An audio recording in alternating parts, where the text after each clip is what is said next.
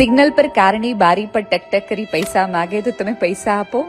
કે કોઈ પોતાની વિકલાંગતાને બાજુ પર રાખી મહા મહેનતે કોઈ આવડત હાથ વગી કરીને કશુંક બનાવે તેને મદદ કરો અને કામ આપો? ભીખ માગવા કરતા કોઈને કામ આપવું એ નવા ભારત માટે સરાહનીય પગલું છે. મિત્રો, અમે પણ ભારતના નાગરિક છીએ, કારણ કે અમે બધા જ 18 વર્ષથી ઉપરના વ્યક્તિઓ છે, પણ મનોદિવ્યાંગ વ્યક્તિઓ છે. અમારી શાળાનું નામ અંકુર મદબુદ્ધિવાળા બાળકોની શાળા. અમે અહીં 3 વર્ષના હતા ત્યારે આવ્યા અને હવે 33ના થયા. અમે અહીં ભણ્યા ગણ્યા અને તમારી બધાની બાજુમાં ઊભા રહી શકીએ એ માટે જીવતા શીખ્યા. અમને હવે સમજાણું છે કે આ સમાજમાં ઓળખ બનાવી એટલે સફળ થવું, કમાવું. પૈસાના આધારે મૂલ્ય થાય, લાગણીના આધારે થોડી.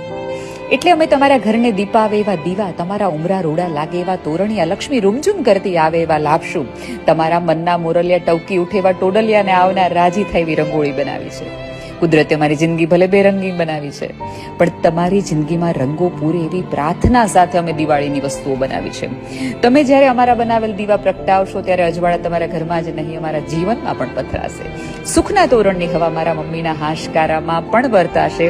આ દિવાળીએ અમારે પણ મોટા ભાઈની જેમ કશું કમાણી કરીને લઈ જવું છે. મારી દીકરી મારા માટે શર્ટ લાવી છે, આવું મારા પપ્પા કહી શકે. એ માટે તમારી પાસે અરજ છે કે અમારી વસ્તુ ખરીદો અને ઈશ્વરને રાજી કરો. અમારી વસ્તુ ખરીદો અને કોઈ પૂછે તો નામ સરનામું અમારું દેજો અને